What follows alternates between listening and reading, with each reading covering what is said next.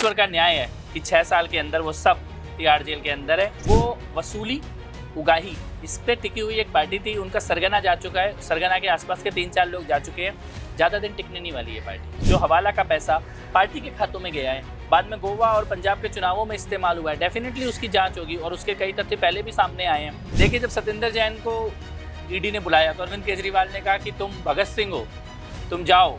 फिर मनीष सिसोदिया को बुलाया तो मनीष सिसोदिया को बोला तुम क्रांतिकारी हो, तुम जाओ। संजय सिंह को कहा तुम आज़ादी की लड़ाई के सिपाही हो, तुम जाओ। लेकिन जब अपना नंबर आया तो ईडी के बुलाने पे भी नहीं जा रहे और कोर्ट में जाके भी क्या कह रहे हैं कि मुझे गिरफ्तार ना करने की गारंटी मिले तब मैं ईडी के सामने जाऊंगा। और ईमानदारी की जो लोग बात करते थे, अगर उनके मापदंड फेल हो रहे हैं, अगर वो स्वयं भ्रष्टाचार में जा रहे हैं तो उदाहरण बनना चाहिए, उनको जो दंड मिले वो उदाहरण बनना चाहिए। शराब घोटाला मामले में ईडी के 9 सम्मन भेजने के बाद भी जब केजरीवाल पेश नहीं हुए, तब आखिरकार 10वें सम्मन के साथ ईडी उनके घर पहुंची और उसके बाद उन्हें गिरफ्तार कर लिया गया। अरविंद केजरीवाल की गिरफ्तारी ऐसी है जो लंबे समय से ये बताया जा रहा था कि कभी भी हो सकती है। चुनावी माहौल में गिरफ्तारी हुई है तो विपक्ष के भी आरोप लग रहे हैं, लेकिन एक शख्स ऐसा है जो इस शराब घोटाले से पहले से ही, करीब 6 साल पहले से ही ये बोल रहे थे कि केजरीवाल का अंत तिहाड़ जेल में होगा, और वो हैं कपिल मिश्रा जी। तो बीजेपी के उपाध्यक्ष कपिल मिश्रा हमारे साथ है। इनकी भविष्यवाणियों का राज क्या है और आगे क्या होने वाला है, ये भी हम इनसे जान लेते हैं। जिस तरह से कल गिरफ्तारी हुई है केजरीवाल जी की, आपका वो पुराना वीडियो सोशल मीडिया पे बहुत वायरल हो रहा है 6 साल पहले, जो आपने बोला था कि इन सबका अंत तिहाड़ जेल में ही होगा, और आखिर वो होता हुआ दिख रहा है। तब तो शराब घोटाला भी नहीं हुआ था, तब आपने क्या सोच के ये भविष्यवाणी की थी या अंदाजा लगाया था? नहीं, दिखने लग गया था। देखिए तृप्ति जी, सत्येंद्र जैन का जो काला धन और हवाला का मामला था, उस वक्त वो सामने दिख रहा था हम लोगों को, और केजरीवाल की नीयत भी दिख रही थी कि इनको पैसा खाने वाले लोग, दलाली करने वाले लोग, ऐसे लोग इनको अपने पास रखने हैं, और जो आंदोलन से निकले हुए लोग थे, जो उन्हीं सिद्धांतों पर चलने वाले लोग थे, उनको धीरे धीरे दूर कर रहे थे। तो वो दिख रहा था, और मेरे को उस वक्त माँ शारदा की कृपा है कि मेरे को उस वक्त ये मैंने कहा था कि सत्येंद्र जैन, मनीष सिसोदिया और अरविंद केजरीवाल, तीनों की राजनीति का अंत तिहाड़ जेल में ही होगा। तब तक तो उन पर कोई FIR भी नहीं थी और उन्होंने भी शायद कल्पना नहीं की होगी, लेकिन ईश्वर का न्याय है कि 6 साल के अंदर वो सब तिहाड़ जेल के अंदर है और अब उनका सरगना भी जाने वाला है। जिस तरह से कल अरविंद केजरीवाल को हमने देखा गिरफ्तार हुए, मनीष सिसोदिया जब जेल जा रहे थे मुस्कुराते हुए, हाथ हिलाते हुए जा रहे थे। संजय सिंह को हमने देखा था जब वो जेल जा रहे थे, वो मुस्कुराते हुए, हाथ हिलाते हुए जा रहे थे। लेकिन अरविंद केजरीवाल की जो तस्वीरें बाहर निकल कर आई हैं, उसमें उनके चेहरे पे चिंता और थोड़ा डर का भाव दिखाई दे रहा है। उनका चेहरा का रंग उड़ा हुआ था, और वो एक अपराधी जब पकड़ा जाता है वही स्थिति थी। देखिए, जब सत्येंद्र जैन को ईडी ने बुलाया तो अरविंद केजरीवाल ने कहा कि तुम भगत सिंह हो, तुम जाओ। फिर मनीष सिसोदिया को बुलाया तो मनीष सिसोदिया को बोला तुम क्रांतिकारी हो, तुम जाओ। संजय सिंह को कहा तुम आज़ादी की लड़ाई के सिपाही हो, तुम जाओ। लेकिन जब अपना नंबर आया तो ईडी के बुलाने पे भी नहीं जा रहे और कोर्ट में जाके भी क्या कह रहे हैं कि मुझे गिरफ्तार ना करने की गारंटी मिले तब मैं ईडी के सामने जाऊंगा। तो क्योंकि केजरीवाल को इस समझ में आ गया था कि पकड़े जा चुके हैं, कानून का शिकंजा कस चुका है, और ऐसी स्थिति में जो छटपटाता है अपराधी, वही उनकी हालत थी, और सारे देश को पता था कि इनकी गिरफ्तारी निश्चित है। वही कल हुआ है। दूसरी तरफ जो आम आदमी पार्टी के नेता हैं और मंत्री आतिशी हुए या सौरभ भारद्वाज हुए, वो लगातार ये कह रहे हैं कि केजरीवाल भले जेल चले जाएं, लेकिन सरकार वहीं से चलाएंगे, इस्तीफा नहीं देंगे, मुख्यमंत्री बने रहेंगे। अब चूंकि आप इतनी भविष्यवाणियां करते रहते हैं आम आदमी पार्टी के बारे में, क्या आपको ऐसा लगता है कि ये संभव है कि वो जेल से चलाएं? असंभव है। जेल, देखिए, कोई जब अपराधी होता है ना, कोई डॉन होता है, वो ये सोचता है मैं जेल से अपना नेटवर्क चलाऊंगा। कोई ड्रग डीलर होता है, वो सोचता है मैं जेल से अपना ड्रग का धंधा चलाऊंगा। तो ये अपराधी मानसिकता होती है कि जेल से जाके अपना जेल में बैठूंगा और अपना रैकेट चलाऊंगा, एक्सटॉर्शन का काम करूंगा, उगाही का काम करूंगा।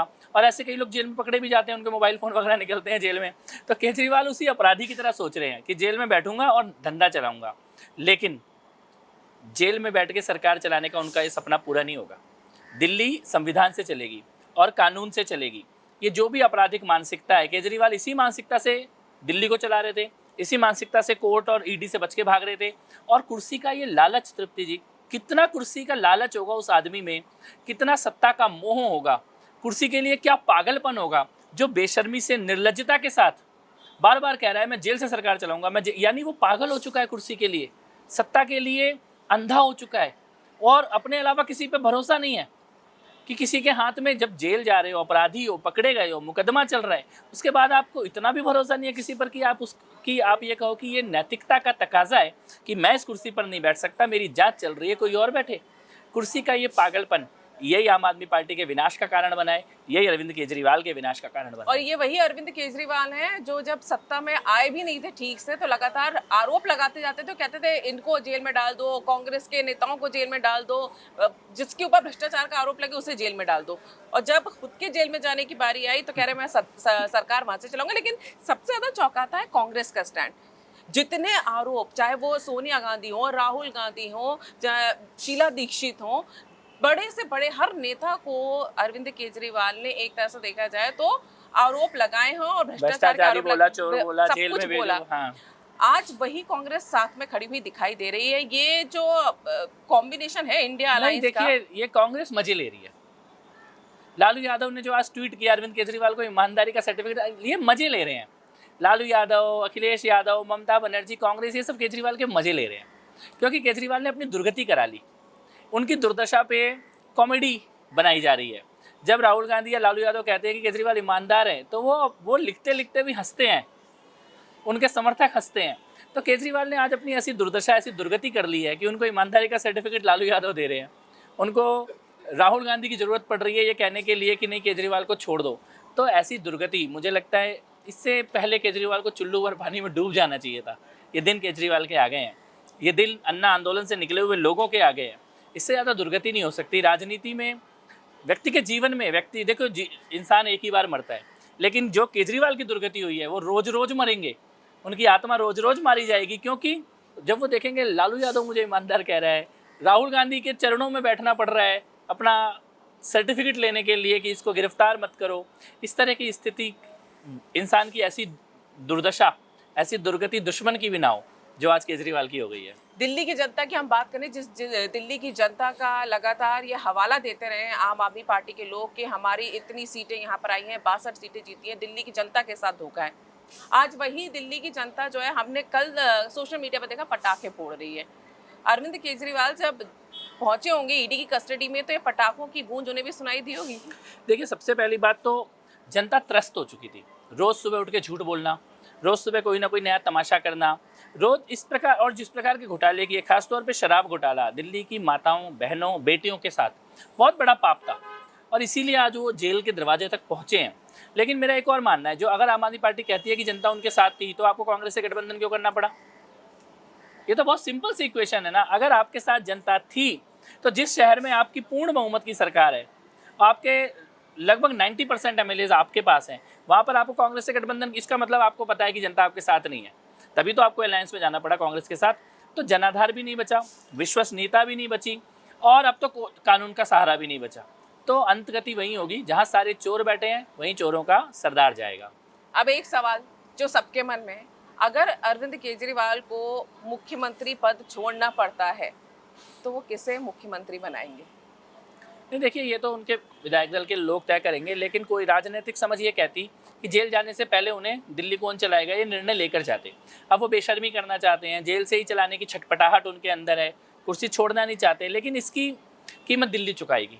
इसका जो बोझ है ये दिल्ली की जनता के ऊपर पड़ेगा, और वहाँ पर कोई सुयोग्य व्यक्ति है भी नहीं। तो मुझे नहीं लगता कि ये सरकार कोई बहुत अच्छे से चल पाएगी। पहले ही भ्रष्टाचार में डूबी हुई सरकार है, जनता का विश्वास खो चुकी है, और अब जो वहाँ पे सत्ता का आपाधापी मचेगी, जो खींचातानी मचेगी, वो दिल्ली के लिए अच्छी नहीं होगी। आम आदमी पार्टी के लिए ये क्या संकेत है? उनके मंत्री से लेकर अब तो उनकी पार्टी के सबसे बड़े चेहरा जो हैं अरविंद केजरीवाल, वो भी चले गए। एक तरह से देखा जाए तिहाड़ पहुंचने ही वाले हैं वो भी। तो क्या मनोबल है आम आदमी पार्टी का, और जनता के बीच में क्या प्रभाव नहीं, जाएगा? आजकल तो देखो दिल्ली में लोग ये कह रहे हैं कि तिहाड़ जेल का सुपरिटेंडेंट जो है वो दिल्ली में सरकार बनाने का दावा कर सकता है, क्योंकि सबसे ज़्यादा विधायक तो उसी के पास है जो तिहाड़ जेल का सुपरिटेंडेंट है। तो ये स्थिति हो चुकी है दिल्ली की सरकार की। उनके विधायक जेल में, उनके मंत्री जेल में, उनके सांसद जेल में, और उनका मुख्यमंत्री, उसका RAC कन्फर्म होने वाला है।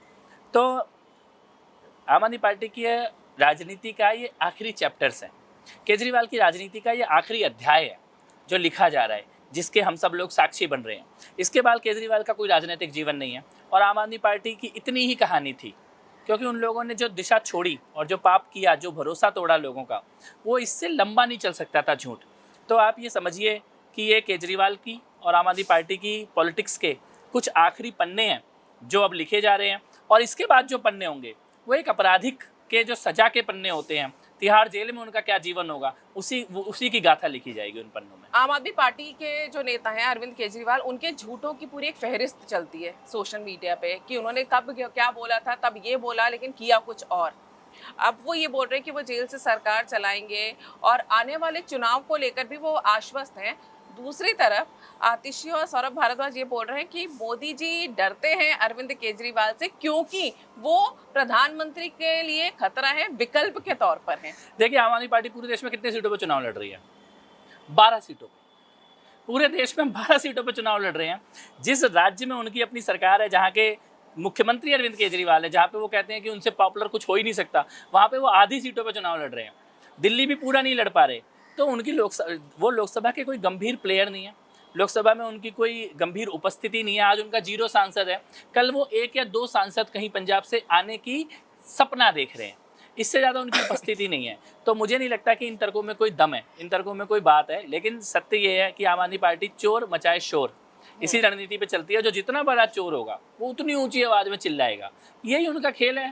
अच्छा, लेकिन एक चीज ये सोचिए कि जब राहुल गांधी ये सुनते होंगे कि प्रधानमंत्री का विकल्प इंडिया अलायंस में वो केजरीवाल को बता रहे हैं आम आदमी पार्टी वाले, तो वो अलायंस के अंदर भी थोड़ी खलबलाहट तो होती होगी। आई थिंक अलायंस में भी किसी ने केजरीवाल को सीरियसली लिया नहीं है।